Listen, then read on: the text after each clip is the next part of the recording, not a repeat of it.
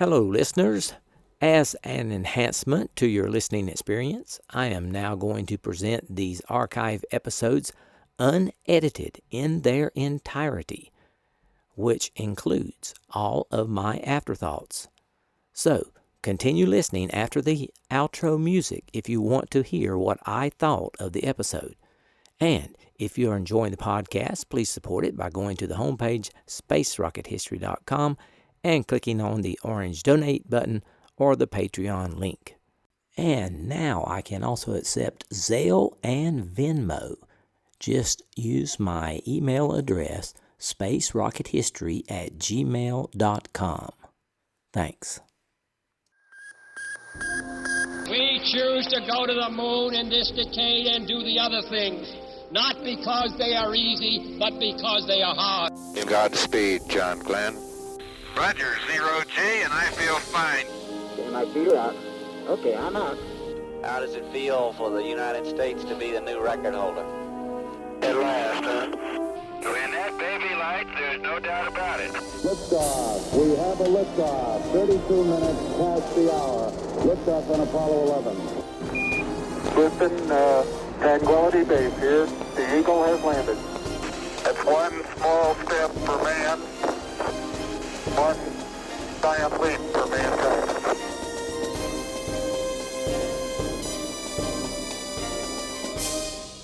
Hello and welcome. This is Michael Annis, and you're listening to episode 270 of the Space Rocket History Podcast. And now, Apollo 13. The news breaks. We interrupt this program for a special news bulletin. The Apollo 13 spacecraft has had a serious power supply malfunction that could cause the lunar landing mission to be terminated early.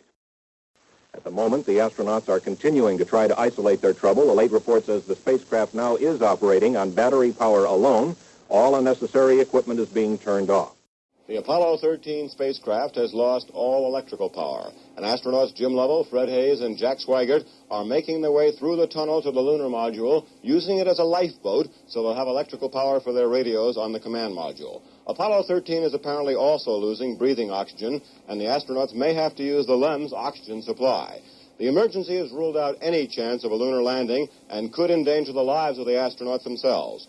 If the LEM oxygen supply, plus whatever is left of the command module's oxygen, can't last them until they can get back to Earth. The flight of the Apollo 13 to the moon is in serious jeopardy this morning and is not going to make a moon landing. In Houston, Texas, Marilyn Lovell was driving home from the Manned Spacecraft Center after watching Apollo 13's TV broadcast.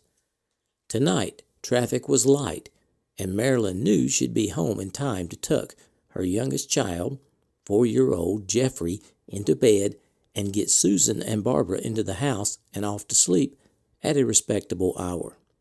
Like most NASA wives, Marilyn had driven this route 1,000 or so times before, but this evening she would have preferred not to have made the trip. Things were a lot easier the first 3 times her husband went into space, when NASA manned missions got complete TV coverage. Marilyn couldn't help but feel cheated by how much had changed since then. At least, when Apollo 12 had gone up 5 months earlier, Jane Conrad had gotten to watch some of Pete's broadcasts between the Earth and the Moon without having to run all the way over to the Space Center to do it. Marilyn pulled the car into the driveway and glanced at her watch.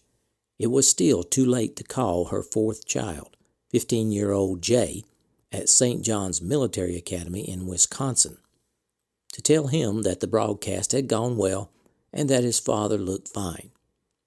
Jay knew that had anything not gone well, he would be alerted right away, but Marilyn still liked to tell him herself. Now it would have to keep until morning. Marilyn quickly thanked the babysitter and got the kids into the house. She hung her sweater in the closet, walked into the family room, and jumped slightly when she noticed a man sitting on her couch reading a magazine. Then she laughed at herself and waved hello. The man was Bob McMurray, a NASA protocol officer. The wife and children of each crew member were routinely allocated at least one protocol man whose job it was to spend the time from liftoff to splashdown living with the family, protecting them from the press and onlookers crowding their sidewalk, and explaining any unexpected developments in the flight. Ordinarily, the job could be demanding, and McMurray, who had been assigned to the levels during Apollo 8, was used to putting in long hours. For Apollo 13, however, there were no onlookers or reporters outside, and so far, no unexpected developments. Marilyn had hoped for a little additional company tonight, and earlier in the day had invited her next-door neighbor, Betty Benware, over for a drink. But Betty had begged off. Her husband, Bob, was the head of the Philco Ford Group that maintained the consoles and other equipment in Mission Control, and the couple had just spent 2 days entertaining his bosses, who had come down to see how the operation ran during an actual flight. Apart from the protocol man, the only other direct connection Marilyn had to the Space Center during the long days of the mission was a squawk box NASA had hooked up in her bedroom 3 days earlier. The box served as a listen-only intercom that allowed an astronaut's wife to monitor the communications between her husband and the Capcom around the clock. But most of what families could hear was incomprehensible, a lot of numbers and vectors that even the flight controllers themselves occasionally found tedious. But Marilyn and the other wives were listening less for the words than they were for the tone, the treble tone, and for this the box could be indispensable. At this time of night, with the crew already on their sleep shift, the box would be carrying only static, and with McMurray settled comfortably in the family room with nothing to report himself, Marilyn figured it was safe to put any thoughts about the mission out of her mind and head toward the kitchen to make coffee. Before she could get there, the front door opened and Pete and Jane Conrad walked in. "Did you see him?" Jane asked Marilyn. "Saw them all," Marilyn said. "They look great. Everything seems to be going exactly according to schedule." "Jim runs a tight ship," Conrad said. "I just wish they'd put the broadcast on TV," Marilyn said. "Let people see what a good job they're doing." "They'll put a minute of it on the late news," said Jane, "if only to remind everybody that they're up there." Marilyn was about to show Pete and Jane into the kitchen for some coffee when the phone rang. McMurray started to lift himself from the sofa to answer it, but Marilyn, who was closer, waved him off with a smile and picked up the receiver herself. "Marilyn," the voice on the line said tentatively, "it's Jerry Hammock. I'm calling from over at the center." Jerry Hammock and his wife, Adeline, lived across the street and were close friends of the Lovels. Hammock himself was head of the NASA recovery team that was responsible for retrieving the Apollo command modules out of the ocean when they splashed down. "Jerry?" Marilyn said, surprised. "What are you doing working so late?" "I just wanted to let you know that you don't have anything to worry about. The Russians, the Japanese, and a lot of other countries have already offered to help in the recovery. We can bring them down in just about any ocean and have them on a carrier in no time." "Jerry, what are you talking about? Have you been drinking?" "Hasn't anyone told you?" "Told me what?" "About the problem." In the suburbs of Houston, where the business was space, the factory was mission control, and the likelihood of a problem occurring was almost unsettlingly high. News travels fast. Nearby in the Frank Borman home, the phone rang at about the same time Marilyn Lovell's did. The former Apollo 8 commander listened to the news from the Space Center, hung up the receiver, and turned to Susan. "Lovell's in trouble," Borman said. "It doesn't look good. I'm going over to NASA. You go over to the house." Susan picked up the receiver Borman had just dropped and phoned the nearby McCullough home where Marilyn's friend, Carmi, lived. "Frank says there's a problem with the moon flight," she said. "Meet me at Maryland's in 5 minutes." At the house next to the Lovels, the Benwares got their own call from the Space Center. "You better go next door," Bob said to his wife Betty after listening to the news. "I better go to work." In the Lovell home itself, Marilyn, fresh off her breezy 12-minute ride from the Space Center, was aware of none of this. "What problem?" she now said to Hammock, her voice noticeably rising. "Jerry, I just saw Jim on TV. Everything was fine." Well, everything isn't fine. A few things have gone wrong." "What things?" "Well, mostly it's a power problem." Hammock began to hedge. "A fuel cell problem, actually. They're running out of electricity, and, well, it looks like they're not going to be able to go through with the landing." In the background, Marilyn heard the second phone line ring in the study and saw McMurray running to answer it. "Oh, Jerry, that's terrible," she said. "Jim's worked so hard for this. He's going to be so disappointed." "Yes, I'm sure he will be," Hammock said. "But in any case, I didn't want you to worry. We're doing everything we can over here." Marilyn hung up and turned to Jane. "This is terrible," she said. Then Marilyn saw Conrad and McMurray standing by the study, deep in whispered conversation. Conrad looked pale and distracted. His eyes were wide. "Marilyn," Conrad said hoarsely, "where's the squawk box?" "Why do you need the squawk box?" Marilyn asked. "No one's talked to you yet?" "Yes, I talked to Jerry Hammock. He told me about the fuel cell problem." "Marilyn," Conrad said quietly, "this is more than a fuel cell problem." Conrad steered Marilyn to a chair, set her down, and explained everything the protocol man had just told him. The disappearance of the oxygen in Tank 2, the problem with Tank 1, the venting, the gyrating, the plummeting power, the thinning air, and worse, the mysterious bang that it had started with. Marilyn listened and felt suddenly sick. This wasn't supposed to happen. Before Jim went out there, this was precisely what he had promised would never happen. Marilyn pulled away from Conrad, ran to the television and flipped it on. Instinctively, she switched it not to CBS, where family friend Wally Schirra would be working, but to ABC, where Jules Bergman, the giant of science correspondence, could be found. Almost immediately, she was sorry she had. Bergman, she discovered, was talking about the same oxygen tanks Conrad had just mentioned, the same spacecraft gyrations, the same mysterious bang. But unlike Conrad, Bergman was talking about one other thing too, the odds.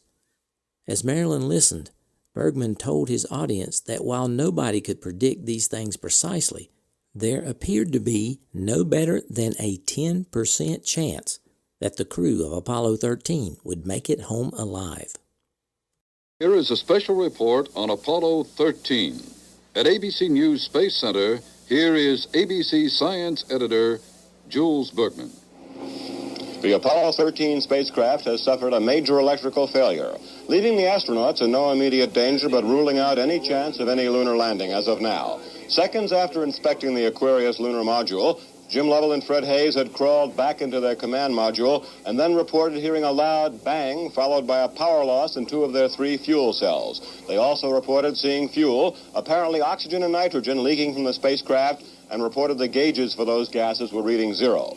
And astronauts Jim Lovell, Fred Hayes, and Jack Swigert are making their way through the tunnel to the lunar module, using it as a lifeboat so they'll have electrical power for their radios on the command module. Apollo 13 is apparently also losing breathing oxygen, and the astronauts may have to use the LEM's oxygen supply. The emergency has ruled out any chance of a lunar landing and could endanger the lives of the astronauts themselves. Marilyn turned from the screen and covered her face. The newscaster's report was chilling.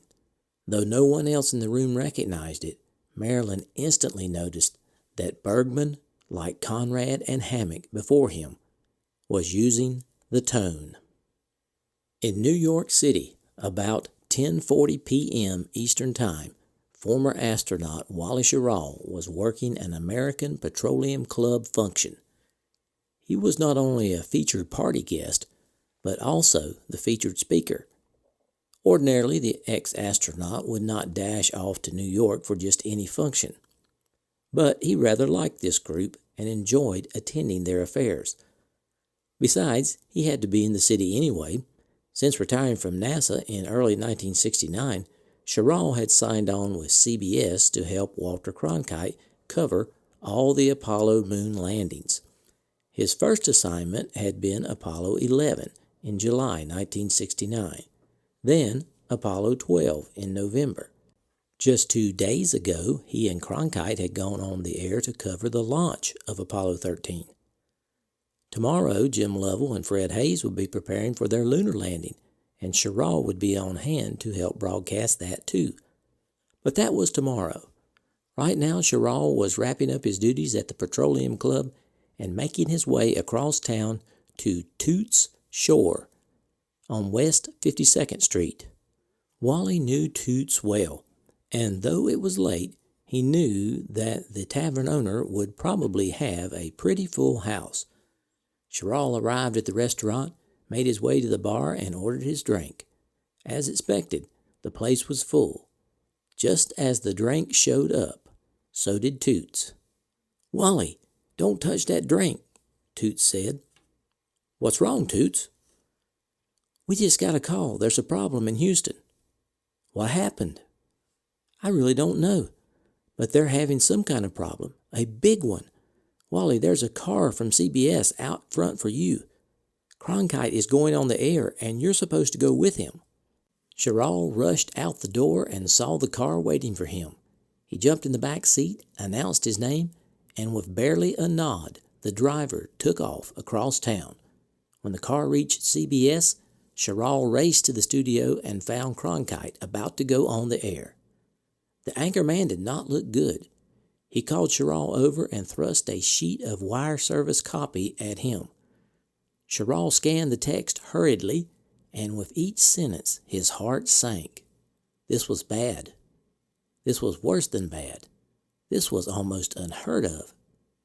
He had 1,000 questions, but there wasn't time to ask. "We're going on in a minute," Cronkite told him. The stagehand waved Cronkite and Schirra over to the set, and the journalist and the astronaut took their seats. Seconds later, the red light on the camera flashed on, and television screens across the country were filled with the image of a steady Walter Cronkite and a slightly dazed Wally Schirra. Cronkite began reading his copy, and it was only then, as America learned the full scope of the crisis unfolding aboard Apollo 13, that Schirra learned it too. The flight of the Apollo 13 to the moon is in serious jeopardy and is not going to make a moon landing. And this is indeed the gravest emergency probably yet in the American space program. The whole circumstance began unfolding at around 10 o'clock Eastern Standard Time when Jim Lovell, the commander of the Apollo 13 command module Odyssey, reported back to the Mission Control Center in Houston that the fuel cells were draining rapidly of their power. They have 3 fuel cells, and 1 and 3 went out almost immediately, and 2 began draining rapidly. They was try to conserve some of the power in that fuel cell. They shut down all power and went on the battery power in the lunar module landing craft, Aquarius. In Houston, at midnight, NASA held its first press conference since the malfunction. Here are some of the more interesting audio clips. Participants in the forthcoming press conference within the next 15 minutes or so will be Manned Spacecraft Center Deputy Director Christopher C. Kraft, Jr.,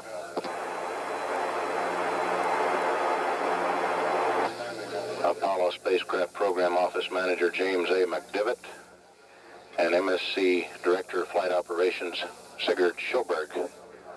This will be in the small briefing room in the Houston News Center, will be isolated from the air ground, which will be continually fed in real time to the news center. Should start out by saying that we have a serious problem in the command and service module. We appear to have had some kind of accident with the in the region of the fuel cells and the oxygen tanks. We have not tried too much to reconstruct the what has happened because we were more concerned at the moment for getting the situation under control. As you have seen, we've begun to use the LEM as a device for keeping oxygen in both the command and service command module and the lunar module, and we're using the power system from the lunar module. It appears at the present time that everything is under control and that we have a safe situation at the moment. I think Colonel McDivitt may want to give you some more details on the systems, and Mr. Schoberg could certainly talk about the operations plans that are going on at the present time in the control center. Right, Chris. The way we have the spacecraft configured right now is with the CSM powered down completely. Before we powered it down, we were able to isolate the surge tank and the emergency repress tanks in the command module. These provide oxygen for reentry, so we have a command module that has oxygen for reentry. It has the reentry batteries, it has the pyro batteries, and all the systems that are in the command module. Our malfunction apparently occurred in the bay, which includes the hydrogen tanks, the oxygen tanks, and the fuel cells, and was in no way connected with anything with the command module. We should be able to provide power, electrical power, from the LEM for the return voyage to Earth.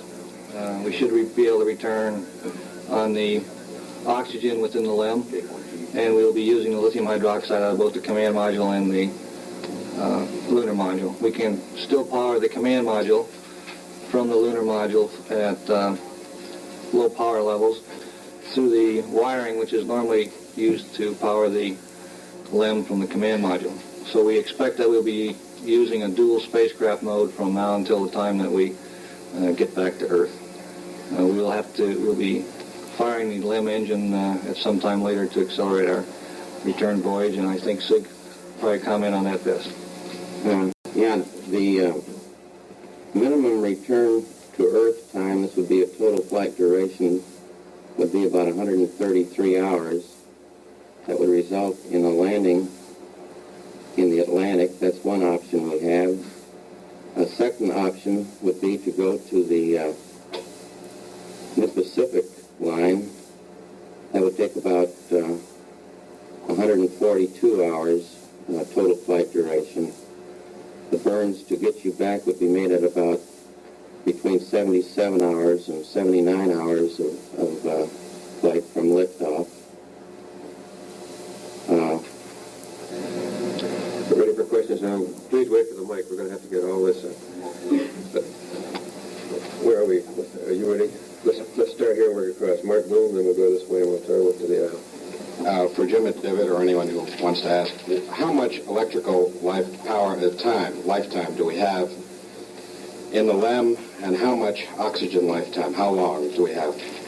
Well, Mark, it depends upon how we use it, obviously. We have 4 batteries in the descent stage of the LEM with 400 amp hours each. We have 2 batteries in the ascent stage with 296 amp hours each. If you rough that out quickly, it says we can use power at about 25 amps steady state current until we get back. Now, we'll have to arrange the electrical profile so that we can bring up the systems to perform the dock DPS maneuver, and then we'll power down to minimum levels and go along like that. When I left, we had an ample power supply to do the whole mission, but we were still roughing it out and trying to get in a configuration which we knew. Oxygen, we have 48 pounds of oxygen in the LEM descent tanks, which is more than adequate to do the mission. We also have a couple pounds in the LEM ascent tanks. I think I said descent. Descent tank has 48 pounds. The ascent tanks have about a pound or so. I point out that we have locked up the CSM systems to preserve that spacecraft for reentry, both in terms of power and oxygen. So it is sufficient to support entry. Can expand a little more on the possibility of an Atlantic Ocean landing and what the recovery posture is for the Atlantic. For an Atlantic landing, we would have airplanes with parajumpers on the scene at the time of landing. We're presently surveying that area of the Atlantic. If I remember, it's about 20 or 25 degrees south and about, I think it's about 25 or 30 degrees west longitude. And we're presently surveying the area for ships of opportunity. But we do not have a planned recovery ship in that area, as you know. Right here. Chris, has this abort situation or altered trajectory ever been run on simulators in just this way? Oh yes, many times. We run all kinds of abort situations, and if you recall, in Colonel McDivitt's flight, we actually burned the DIPS engine attached to the command and service module. The autopilot in the lunar module is designed to carry out the maneuver under those circumstances. That is, the digital autopilot to damp the oscillations of the combined spacecraft. You've got a situation where the LEM oxygen system can provide like 50-plus hours for two guys.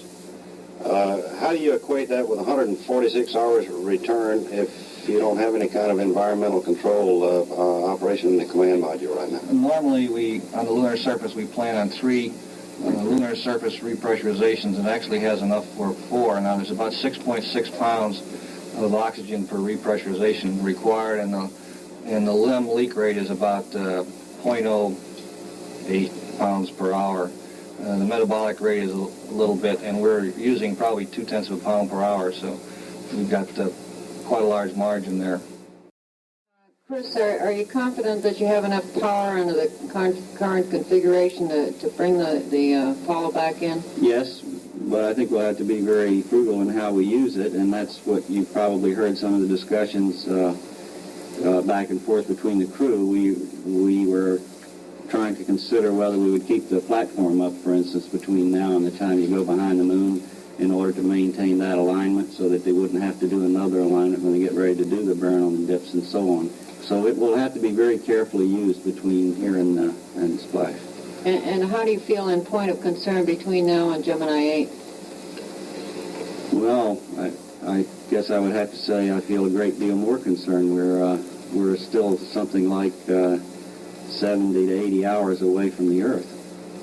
And in Gemini 8, we were never more than an hour and a half to get to a recovery point and never more than 20 minutes to land.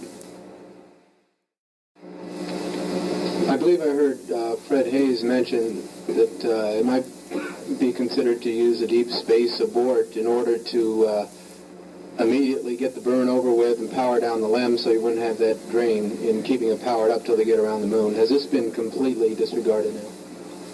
We can't, the position we are now on the Earth-Moon plane, we have to go around the moon to get back if we're going to use the DIPS engine. You would have had enough capability with the SBS engine, but of course we don't dare use that now. Chris, you were in a catbird seat on John Glenn in a retro pack that didn't come off, Scott Carpenter in an overshoe, Dave Scott in a stuck thruster.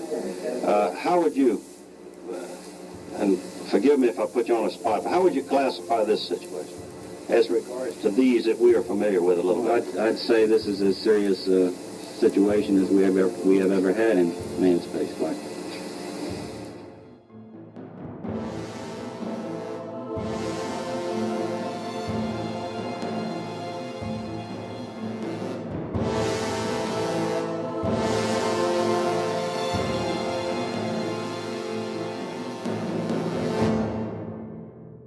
Salutations from the foothills of North Carolina. This is Michael Annis, your host, and I wanted to say thanks for listening to episode 270 of the Space Rocket History Podcast, entitled Apollo 13, The News Breaks. Hope you enjoyed this episode. It was a pleasure to bring it to you. I would like to give a big shout out to all my longtime listeners. Thanks for staying subscribed, and extend a warm welcome to my new listeners. I'm glad you're here. I want to remind you that the last 50 episodes of the podcast are now available on Spotify. So if you use Spotify, that may be helpful. Are you looking for old episodes of the podcast?